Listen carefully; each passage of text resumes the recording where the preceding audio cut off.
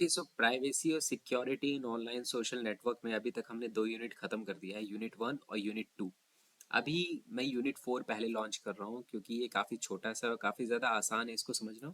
तो ये वीडियो बनाना भी काफ़ी ज़्यादा मेरे लिए आसान हो गया और काफ़ी ज़्यादा जल्दी मैं इसको तुम्हारे सामने ला सकता हूँ। बट अगर मैं बात करूँ यूनिट 3 की तो वो थोड़ा बड़ा है, तो वो थोड़ा लेट में आएगा, राइट। बट आज हम लोग स्टार्ट करते हैं यूनिट नंबर 4।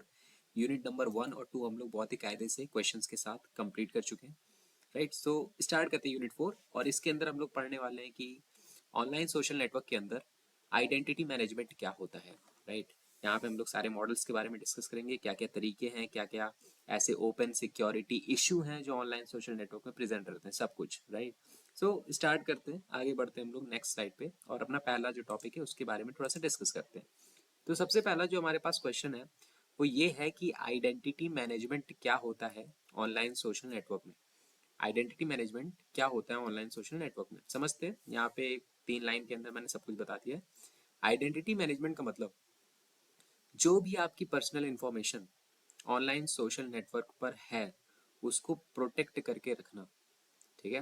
मतलब जो भी चीज़ आप ऑनलाइन कर रहे हो, आप कहीं पे अपना अकाउंट बना रहे हो, लॉगिन कर रहे हो, अपनी इंफॉर्मेशन को शेयर कर रहे हो, वो सारी आपकी पर्सनल इंफॉर्मेशन है। उन सारी इंफॉर्मेशन को प्रोटेक्ट करके रखना, आपकी पहचान को प्राइवेट करके रखना ताकि कोई और उसको गलत तरीके से यूज ना कर पाए, इसी को मैं क्या कहता हूँ, identity management. Means identity management involves protecting your personal information tied to your online activities. तो ये क्लियर होगा, आगे चलते हैं। अब यहाँ पे यही क्वेश्चन आता है कि आइडेंटिटी मैनेजमेंट एक्चुअल में है क्या। आइडेंटिटी मैनेजमेंट एक्चुअल में है क्या, जरा डिस्कस कर लेते हैं। देखो, सबसे पहला पॉइंट ये बता रहा है कि आइडेंटिटी मैनेजमेंट का मतलब कि कैसे एक ऑर्गेनाइजेशन और इंडिविजुअल अपने डिजिटल आइडेंटिटीज को मैनेज करते हैं। अपने डिजिटल आइडेंटिटीज का मतलब अपने डिजिटल डेटा को, यहाँ पे उनका यूजर नेम, पासवर्ड, उनकी प्राइवेट फोटोज, राइट, या उनका जो भी कंटेंट है वो उसको किस तरह से प्रोटेक्ट करके रख सकती हैं। ऑर्गेनाइजेशन के पॉइंट ऑफ व्यू से बात करूँ तो वो कैसे किसी किसी यूजर के डेटा को प्रोटेक्ट करके रखता है ना। ये भी हमारा क्या आता है, आइडेंटिटी मैनेजमेंट। तो जो आइडेंटिटी मैनेजमेंट है ये दोनों लोग करते हैं, बिजनेस भी करते हैं और जो हमारे यूजर्स हैं वो भी करते हैं।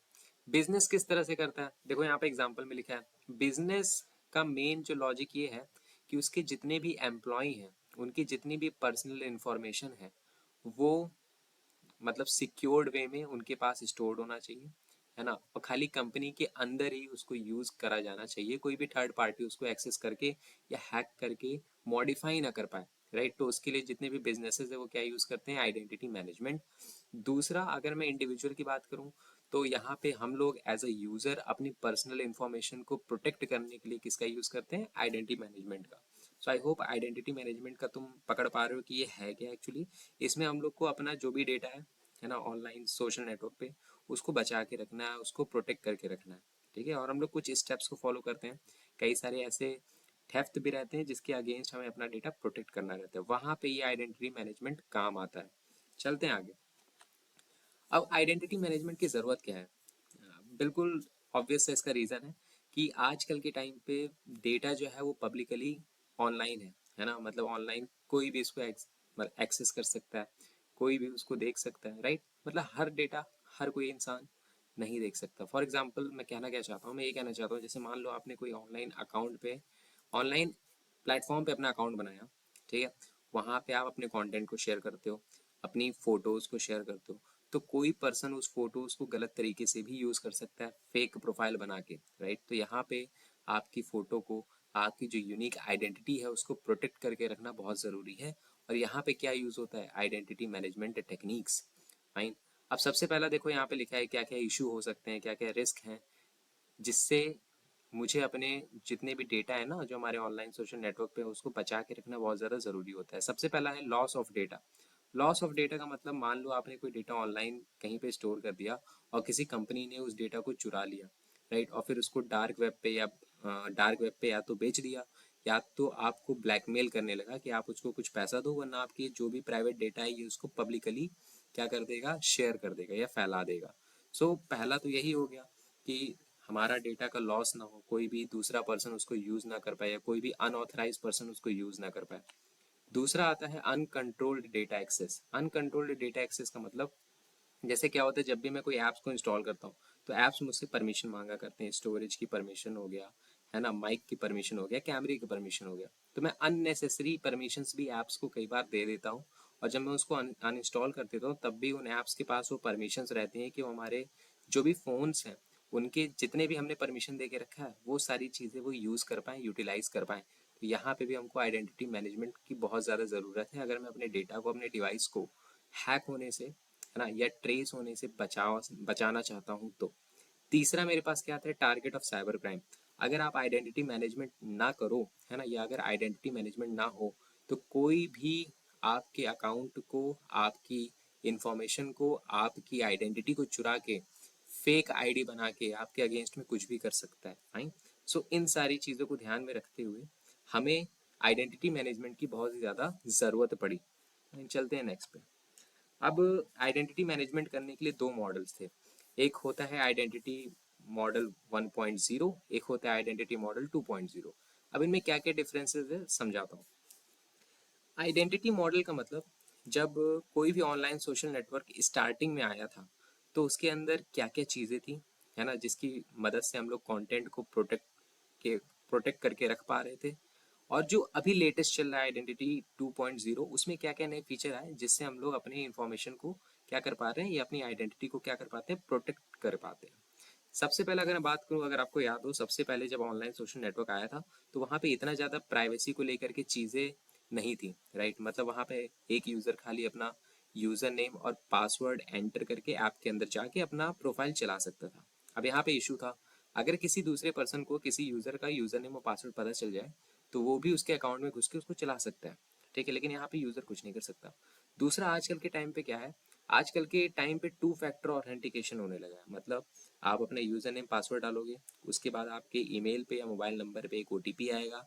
जब वो ओटीपी आप सही डालोगे तब जाके आप अपने अकाउंट में लॉग इन कर पाओगे, ठीक है। तो वही चीज़ है कि जब ऑनलाइन सोशल नेटवर्क स्टार्टिंग में आया था तो उसके अंदर प्राइवेसी से रिलेटेड क्या क्या चीज़ें थी, और आइडेंटिटी 2.0 में और क्या क्या एड ऑन हो गया उसके अंदर, ठीक है। वही चीज़ यहाँ पे मैंने टेबल के फॉर्मेट में सिंपल तरीके से लिखा है, एक एक करके देखते हैं, क्लियर हो जाएगा। सबसे पहला जो डिफरेंस है वो है कंट्रोल और ओनरशिप को लेके। तो जब अगर बात करूँ आइडेंटिटी 1.0 की, तो यहाँ पे एक प्रोफाइल का पूरा कंट्रोल किसके पास रहता है, प्लेटफॉर्म के पास रहता है। मतलब यूजर अपनी प्रोफाइल को कस्टमाइज नहीं कर सकता। लेकिन अगर बात करूँ आइडेंटिटी 2.0 की, तो यहाँ पे यूजर के पास क्या रहता है, कंट्रोल रहता है कि वो अपनी प्रोफाइल को क्या कर पाए, कस्टमाइज कर पाए। दूसरा वही चीज़ जो मैंने बताया, ऑथेंटिकेशन 1.0 में खाली यूजर नेम और पासवर्ड यूज होता था, 2.0 में टू फैक्टर ऑथेंटिकेशन यूज होने लगा, फिंगरप्रिंट यूज होने लगा, जिसको मैं कई बार क्या कहता हूँ, बायोमेट्रिक कहता हूँ, राइट। ओटीपीज यूज होने लगे अपने डेटा को और ज़्यादा प्रोटेक्ट करने के लिए। फाइन। तीसरा अगर मैं बात करूँ, तो जब स्टार्टिंग में जितने भी सोशल नेटवर्किंग साइट्स आए थे, ये यूज़र के डेटा को स्टोर करने के लिए खाली एक सिंगल सर्वर बनाए थे, और उसी के अंदर सारे यूज़र के डेटा को स्टोर करते थे, जिसको मैं कहता था सेंट्रलाइज्ड सर्वर, है ना। अगर डेटा खाली एक सर्वर पर रखा हुआ है तो उसको मैं कहता हूँ सेंट्रलाइज सर्वर। अब मान लो अगर वो सर्वर किसी वजह से खराब हो गया तो जितने भी यूजर का डेटा उसके अंदर है वो सबका सब क्या हो जाएगा, लॉस हो जाएगा। ये था ड्रॉबैक आइडेंटिटी 1.0 मॉडल का। लेकिन अगर मैं बात करूँ आइडेंटिटी 2.0 मॉडल का, तो यहाँ पे हम लोग डेटा किस फॉर्म में स्टोर करते हैं, डिसेंट्रलाइज्ड मैनर। मतलब एक डेटा की कई सारी कॉपी, या ऐसे कह लो बैकअप, मैं मल्टीपल सर्वर में स्टोर करके रखता हूँ, ताकि अगर एक सर्वर खराब हो जाए तो जो डेटा है वो दूसरे सर्वर के अंदर प्रेजेंट रहे, और वक्त आने पे मैं उसको यूटिलाइज कर पाऊँ। फाइन। सो ये था डेटा स्टोरेज। अब आते हैं प्राइवेसी मेजर्स। तो ऑब्वियस सी बात है, इतने पॉइंट पढ़े हैं तो हमको पता चल गया है कि जब आइडेंटिटी 1.0 की बात होगी तो वहाँ पे प्राइवेसी कंट्रोल काफ़ी ज़्यादा लिमिटेड थे। लेकिन जब बात होगी आइडेंटिटी 2.0 की, तो यहाँ पे जितना भी कंट्रोल था वो क्या हो गया, काफ़ी ज़्यादा एक्सपैंड हो गया, मतलब बढ़ गया। मेरे पास ज़्यादा कंट्रोल आ गया अपनी प्राइवेसी को प्रोटेक्ट करके रखने के लिए। कम फ्लेक्सिबल कौन होगा, जो सबसे पुराना है ना, आइडेंटिटी 1.0। ज़्यादा फ्लेक्सिबल कौन है, आइडेंटिटी 2.0। तो ये था डिफरेंस इन दोनों मॉडल के बीच में, identity 1.0, identity 2.0, right. I hope आपको क्लियर होगा। चलते हैं नेक्स्ट टॉपिक पे। ओके। अब यहाँ पे ये एक इम्पॉर्टेंट क्वेश्चन है कि ऐसे कौन कौन से ओपन सिक्योरिटी इश्यूज हैं जो ऑनलाइन सोशल नेटवर्क में होते हैं, एक एक करके डिस्कस करते हैं। सबसे पहला हमारे पास क्या आता है, data privacy concern. Data privacy concern का मतलब, अगर कोई अनऑथराइज पर्सन आपकी पर्सनल इंफॉर्मेशन को एक्सेस कर रहा है और उसको गलत तरीके से यूज़ कर रहा है, तो यहाँ पे हमारा क्या हो सकता है, जो डेटा है वो प्रोटेक्टेड नहीं है। तो सबसे पहला सिक्योरिटी इशू तो यही हो गया। दूसरा क्या हो गया, आइडेंटिटी थेफ्ट। आइडेंटिटी थेफ्ट का मतलब, अगर कोई आपकी फेक प्रोफाइल बना रहा है ना, और उसको यूज करके वो कोई गलत काम कर रहा है, ठीक, तो ये किसके अंदर आता है, आइडेंटिटी थेफ्ट। आइडेंटिटी थेफ्ट, ठीक है, ये भी एक तरह का सिक्योरिटी इशू हो गया। उसके बाद मेरे पास आता है साइबर बुलिंग एंड हरासमेंट। अगर किसी एक आदमी को टारगेट किया जा रहा है, उसके अगेंस्ट में कुछ पोस्ट किए जा रहे हैं, गलत उसके ऊपर कमेंट किए जा रहे हैं, ठीक है, तो ये भी किसके अंदर आता है, साइबर बुलिंग और हरासमेंट। ये भी किसका एग्जाम्पल है, ओपन सिक्योरिटी इशूज का।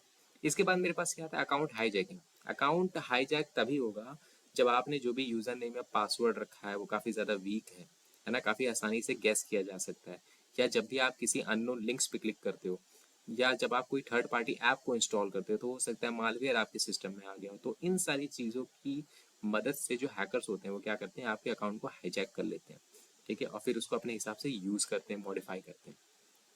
फिर सबसे बड़ा सिक्योरिटी इशू तो यही है कि अगर आप ऑनलाइन सोशल नेटवर्क का यूज़ कर रहे हो, तो वहाँ पे फेक न्यूज़ और मिस इन्फॉर्मेशन बहुत ज़्यादा स्पीड से फैलती है, ठीक, सही न्यूज़ फैलने में वक्त लगता है, लेकिन जितनी भी मिस इन्फॉर्मेशन और फेक न्यूज़ होता है वो बहुत ही स्पीड से क्या हो जाता है, ऑनलाइन सोशल नेटवर्क पे फैल जाता है, जिसकी वजह से काफ़ी सारे सोशल और पॉलिटिकल मैनिपुलेशन भी पॉसिबल होते हैं। ये भी एक तरह का क्या है, सिक्योरिटी इशू है।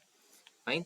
सो आई होप आपको ये चैप्टर समझ में आया होगा। इस चैप्टर में इतना ही था कि आइडेंटिटी मैनेजमेंट क्या होता है, इसको बिजनेस के पॉइंट ऑफ व्यू से बताओ, इसको यूजर के पॉइंट ऑफ व्यू से बताओ, आइडेंटिटी मॉडल क्या होते हैं, आइडेंटिटी मॉडल 1.0 2.0, और फिर उसके बाद ओपन सिक्योरिटी इश्यूज क्या क्या होते हैं। हमने सारी चीज़ों के बारे में डिस्कस किया है, ठीक है। आई होप आपको समझ में आया होगा। अगर समझ में आया है तो वीडियोस डाउनलोड करो, अपने दोस्तों के साथ शेयर करो, वीडियोस अच्छे लगे तो लाइक करो, है ना, और शेयर करो। सब्सक्राइबर फटाफट हम लोग कंप्लीट करते हैं। ओके, सो बाय।